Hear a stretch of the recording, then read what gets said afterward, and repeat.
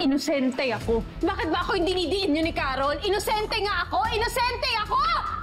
Bakit naman ang lungkot ng birthday girl ko? Ang tagal po kasi ni Super D. It's done. Good job, Allison. Ngayon, sigurado nang hindi makakatin si Wilfred sa birthday na anak niya.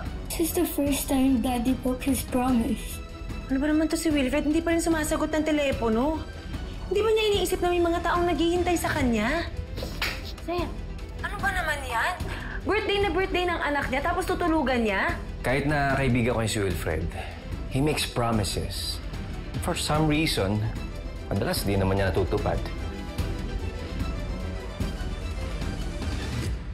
Hindi mawawala, hindi mababago, na ang alam ko lang ay magmahal sa'yo.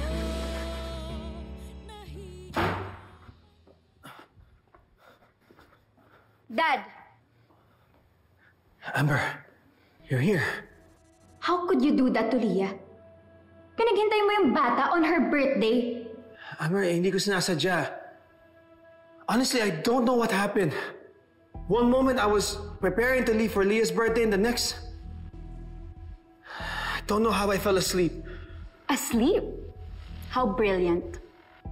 Amber, it's true. I was in the den all night. You can ask... Allison, we were discussing the case and... Dad, tama na. Kahit tungkol pa yan sa case or sa work or whatever, hindi pa rin yung valid reason para paghintayin mo si Leah. She doesn't deserve this. I know. Really? You know? Eh wala kang ang ginawa. Dad, ilang beses ka nang pumalpak. Palpak ka na nga as a husband. Palpak ka pa rin ba as a father? Umayos naman kayo. Amber! Amber! Tingnan mo. Hindi mo lang nag-text o tumawag. Ano ba naman yung i-explain niya kung bakit tinulugan niya yung anak niya? Eh baka naman kasi may amats pa si Loco, kaya nakatulog. Amat sagad? Hindi ba pwedeng masama lang yung pakiramdam ng tao? O kaya may sakit? Carol, tinawagan mo na ba si Jenilyn? Manang Pilar, obvious naman na talagang binaliwala niya yung birthday ng anak niya. Sus, nigayahin to si Papa Dennis. May pa-cake na, may pa-flowers pa. At Manang, hindi lang para kay Leah, para kay Carol din. Buti pa, bes, ano pang hahanapin mo? Hindi lang husband material, daddy material din. Ano ang pinakain sa inyong Dennis na yan at bentang-benta siya sa'yo? Carol! Fern! Manang Pilar! Si Wilfred yun ah.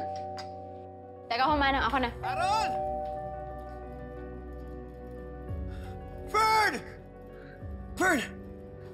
Ay, yes! Bakit? Nandito ka? Kahapon yung birthday ni Leah, hindi ngayon. Fern, gusto ko lang magpaliwanag sa anak ko. Papasukin mo naman ako. Next birthday ka na lang niya magpaliwanag. Meron ka pang 364 days para hindi malate sa birthday niya. Sige, bye-bye. Fern! Leah, pasok. Super D, bakit wala po kayo sa birthday ko kahapon? We were waiting for you. Baby, that's why I'm here. To explain everything to you.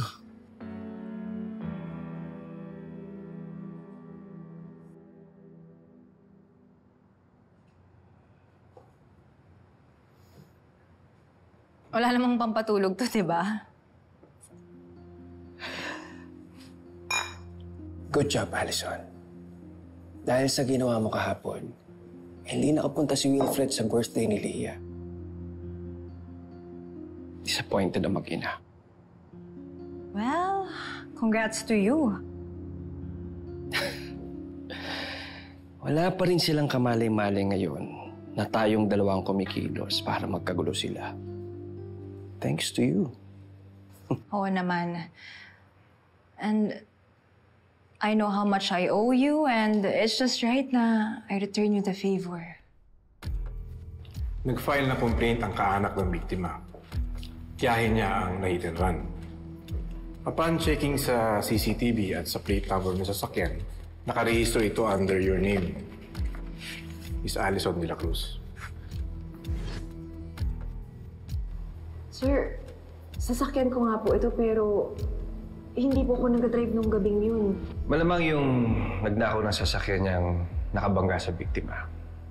Ilang araw na po nawawala yung sasakyan ko, sir. Nai-report na po sa pulis yun.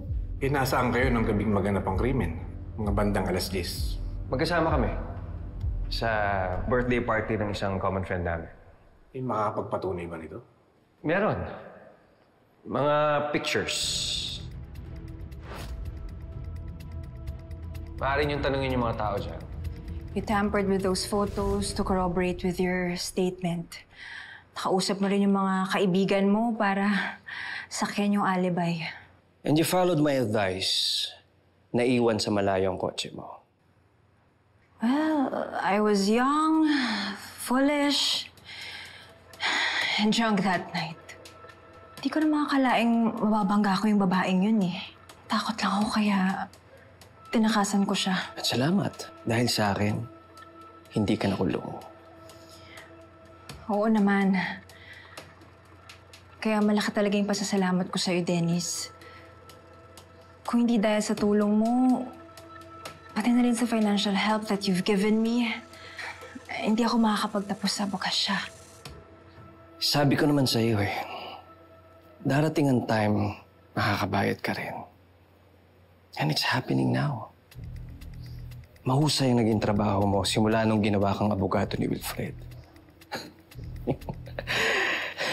And kudos sa atin. Hanggang ngayon, hindi nila alam na magpinsan tayo. Pero akala ko ba last na yung pagdiin kay Ronnie na yun?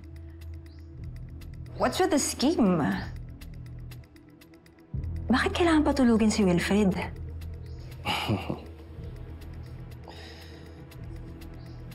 Allison, pinsan lang kita. Wala akong obligasyon na mag-report sa'yo. Pwede ba? Gawin mo na lang lahat ng iniutos ko sa'yo. Maliwanag ba?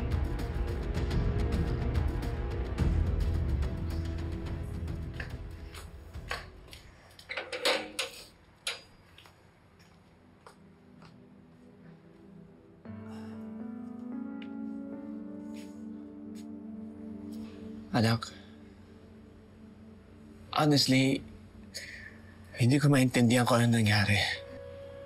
Siguro your Super D was just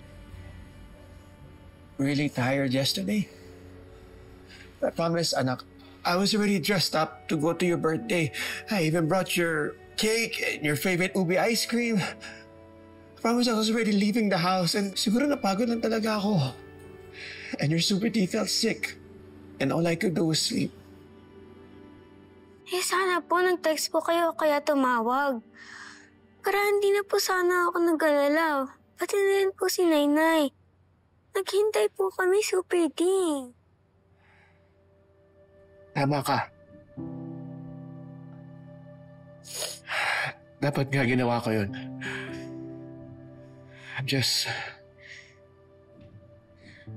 I should have texted you. I should have let you know na hindi ako makakapunta. And I'm sorry, okay? Can you forgive me, please?